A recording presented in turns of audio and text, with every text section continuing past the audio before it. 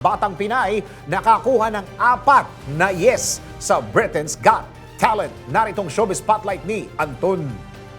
Nakakuha ng 4 yeses ang 11 anyos na Pinay-British na si Elizabeth Lyons sa ginawang audition nito sa Britain's Got Talent. Sa kanyang audition, kinanta ni Elizabeth ang awiting Let It Go mula sa musical movie na Frozen. Bago kumanta ay halata ang kaba kay Elizabeth, ngunit nang umarangkada na ito ay nawala bigla ang kaba nito. Sa pagtatapos ng kanyang kanta ay sinalubong si Elizabeth ng malakas na palakpakan dahil hindi inaasahan ang ginawa nito sa dulo ng kanyang kanta. Ayon sa mami ng bagets na si Ninette, nakuha para mag-audition si Elizabeth sa Britain's Got Talent matapos malaman na nag-i-scout na gumanap itong young Elsa sa West End sa London, kung kaya't pinakanta rin dito ang Let It Go sa actual na audition nito. At iyan aking balitang showbiz para sa impilang ito ng lakas, DWIZ.